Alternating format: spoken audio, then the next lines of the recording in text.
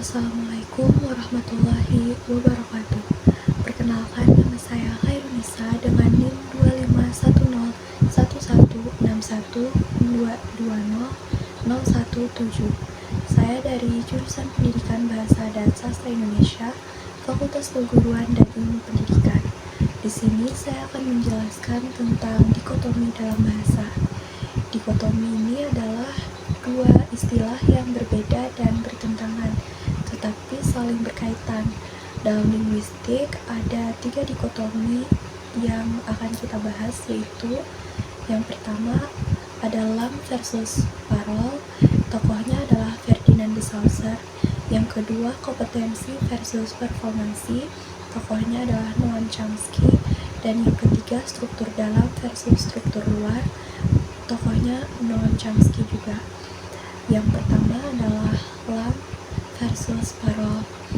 Lam sendiri merupakan keseluruhan sistem tanda yang berfungsi sebagai alat komunikasi antara anggota masyarakat bahasa.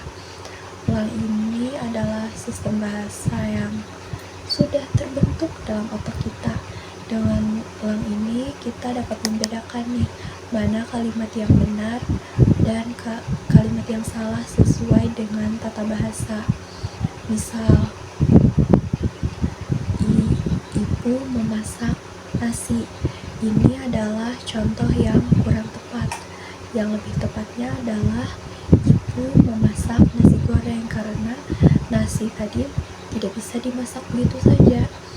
Kemampuan kita untuk membedakan benar salah ini terjadi karena sistem bahasa atau ulang di kepala kita itu sudah memahami aturan bahasa Indonesia. Selanjutnya adalah parol. Parol ini adalah realisasi bahasa dalam bentuk tuturan nyata. Kalau ulang tadi masih berupa sistem dalam pikiran, parol ini adalah hasilnya berupa bunyi kata atau kalimat yang kita ucapkan. Selanjutnya, yang kedua adalah kompetensi versus performansi. Kompetensi ini adalah pengetahuan dan kemampuan seseorang tentang bahasa. Kompetensi ini juga dibandingkan lam. Jika kita bandingkan dengan lam, lebih luas lagi, karena tidak hanya membedakan benar atau salah, tetapi juga mencakup 4 keterampilan berbahasa, yaitu menyimak, berbicara, membaca, dan menulis. Kemudian performansi. Apa itu performansi?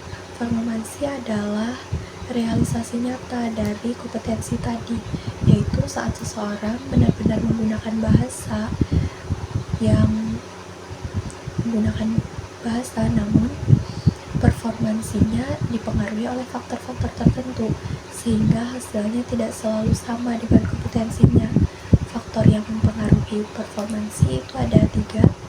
Yang pertama ada faktor fisik, misalnya ada gangguan pada alat bicara, contohnya cadel. Kemudian yang kedua, faktor psikologi, misalnya rasa grogi, gugup, atau lelah, sehingga kata-kata yang keluar ini tidak lancar. Kemudian yang ketiga adalah faktor lingkungan, karena misalnya kondisi sekitar berisik dan tidak mendukung.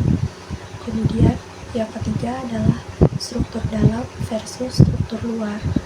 Struktur dalam ini adalah struktur yang dianggap mendasari kalimat atau mengandung semua informasi yang diperlukan untuk membantu kita tahu bagaimana kata-kata harus disusun supaya kalimatnya benar, dan juga memberitahu kita tentang arti yang benar dari kalimat itu.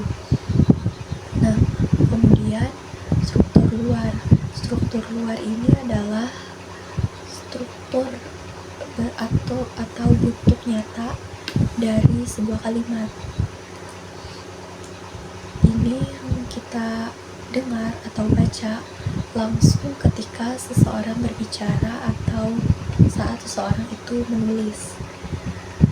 Isinya itu berupa susunan kata-kata, frasa atau kalimat sesuai aturan bahasa yang bisa langsung ditangkap oleh indera kita. Jadi, kalau struktur dalam tadi hanya seperti peta tersembunyi yang menyimpan arti kalimat, maka struktur luar ini adalah tampilan akhirnya yang keluar sebagai ucapan atau tulisan. Nah, dari penjelasan tadi bisa kita simpulkan bahwa dikotomi dalam bahasa ini adalah dua hal yang berbeda tetapi saling berkaitan. Lam dan parol ini membedakan antara bahasa sebagai sistem di dalam pikiran dengan bahasa sebagai tuturan nyata. Sedangkan kompetensi versus performansi ini menunjukkan perbedaan antara kemampuan seseorang dalam berbahasa dengan penggunaan nyatanya yang dipengaruhi oleh berbagai faktor.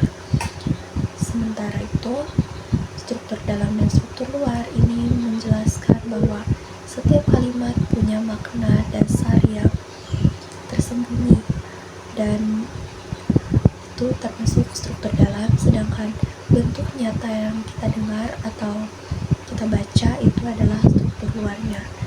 Nah, dengan memahami ketiga dikotomi ini, semoga kita bisa lebih mengerti bagaimana bahasa bekerja baik dari sisi teori maupun praktik dalam kehidupan sehari-hari. Sekian yang bisa saya sampaikan mengenai dikotomi dalam bahasa.